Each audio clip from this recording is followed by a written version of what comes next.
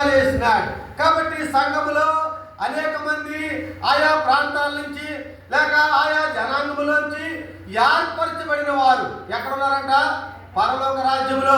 ఆయా భాషలు మాట్లాడేవారు, ఆయా సందర్భాల్లో ఉన్నవారు, వారందరూ కూడా ఏం చేస్తున్నారంటే నిత్యము కూడా పరలోక రాజ్యంలో పరిశుద్ధుడు పరిశుద్ధుడు పరిశుద్ధుడు అని ఏం చేస్తున్నారంట?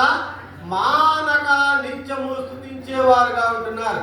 కాబట్టి ఈ లోకంలో మానవులుగా మనలను దేవుడు ఏర్పాటు చేసుకుని సమీపస్తులుగా చేసుకుని స్తుతించేవారుగా మమ్మల్ని ఏర్పాటు చేసుకుని మనలను ఆయనను గనపరిచేవారుగా మనల్ని ఏర్పాటు చేసుకుని దూతలకు లేనటువంటి ఆధిక్యత ఎవరికి ఇచ్చాడండి? మనకిచ్చినాడు. మనం ఎంతటి వారం అంటే ఆ కొలసీలో రాయబడుతుంది, ఆ మాట జ్ఞాపకం ఉంది, అయితే రిఫరెన్స్ గుర్తులేదు. నరుని యొక్క జీవితం ఎటువంటిదంట? అంతలో కనబడి అంతలో మాయమైపోయేటువంటి ఆవిరి వంటిది. కాబట్టి ప్రియమైన దేవుని బిడ్డలారా, మన యొక్క జీవితము ఆవిరి వంటిది, లేక మన యొక్క జీవితము గడ్డి పువ్వుని పోలి ఉన్నది అని దేవుని వాక్యం మనకు సెలవిస్తా ఉన్నది. అటువంటి వారమైన మనలను దేవుడు సమీపస్తులుగా చేసినాడు. ఒకప్పుడు దేవుని ఎరగని వారంగా ఉన్నాం.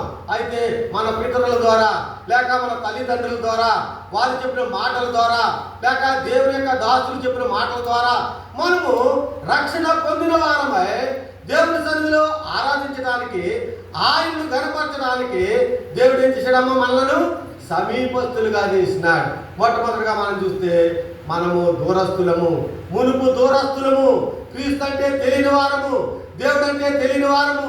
అటువంటి వారిని సమీపస్తులుగా చేసినాడు. ఇప్పుడు ఏం చేయాలి? ప్రభువా, నన్ను సమీపస్తులుగా చేసినావు, నీకు వందనాలు.